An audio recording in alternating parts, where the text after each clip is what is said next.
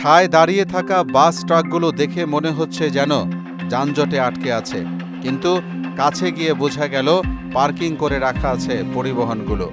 চট্টগ্রাম মহাসড়কের ফকিরহাটের ইউটার্ন জুড়েই এভাবে অবৈধ পার্কিং করা হয় প্রতিদিন। দেশের গুরুত্বপূর্ণ এই সড়কে হাজার হাজার গাড়ি চলাচল করে সারাক্ষণ, ফলে দেশের অর্থনৈতিক উন্নয়নে গুরুত্বপূর্ণ ভূমিকা পালন করে আসছে এই মহাসড়কটি।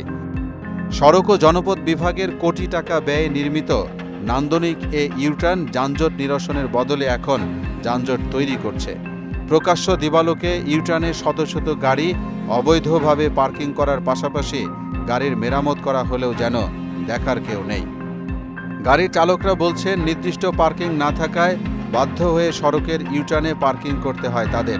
তাই সরকারের কাছে তাদের আবেদন যেন তাদেরকে একটি সরকারি পার্কিং করে দেওয়া হয়। দাঁড়ানো কি এটা পার্কিং এর জায়গা? সময় হয় নাই তো চলে যাবো। এমনি কি দাঁড়ানো ঠিক হয়েছে? না, একটু সময় হয় নাই তো চলে যাবো। একটু গাড়ির কাজ করলাম তো। এটা কি কাজ করার জায়গা, গ্যারেজের জায়গা? না, ঠিক আছে। এটা ঠিক না ব্যাঠিক? ঠিক না। রাস্তার উপরে এমনি এখানে দাঁড়ানো কি ঠিক হয়েছে? এটা কি পার্কিং এর জায়গা? এটা কি ভুল হয়েছে না শুদ্ধ হয়েছে? এটা বল।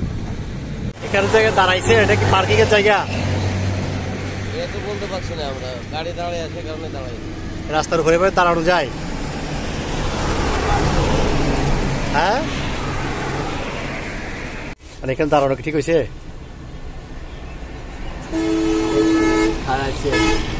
এই রাস্তা মাঝখানে দাঁড়ানো যায়? বাস তো খারাপ যায় না, এটা সিটি বাস তো। রাস্তা আজকে বন্ধের দিন এই কারণে পার্কিংয়ে যায়। টার্মিনাল জায়গা নাই গাড়ি তো, এই জন্য রাস্তার উপর রাখছেন। এই জন্য রাস্তার উপর যায়, বন্ধের দিন। এটা রাস্তার তো পার্কিং। এটা পার্কিং কে বলছে আপনাকে? এটা তো ইউটার্ন। হ্যাঁ, এটা তো ইউটার্ন। ঠিক আছে, এটা তো পার্কিং। সব গাড়ি দিয়েছে, আমার কোনো জায়গা তার ঘেরা নাই। গাড়ি তো আপনার তুলে যে পার্কিং এর জায়গা নাই না টার্মিনালে, এই জন্য রাস্তা রাখছেন।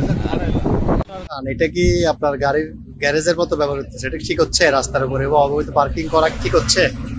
পার্কিং করিনি, হঠাৎ করে গাড়িটা দাঁড়াই গেছে। এখানে দাঁড়াই গেছে না? আচ্ছা, তো এখানে তো অন্য গাড়িও কাজ করতেছে। এটা ইলেকট্রিক গাড়ি, কথা বলছেন? হ্যাঁ, হঠাৎ করে আমার ব্রেক হয়েছে না, আমি দাঁড়াই গেছি। তাই না? হ্যাঁ। দিন কিংবা রাত অবৈধ পার্কিংয়ের কারণে যানজট নিত্য নৈমিত্তিক ব্যাপার হয়ে দাঁড়িয়েছে এখানে। তাই এসব হতে পরিত্রাণ চান স্থানীয়রা।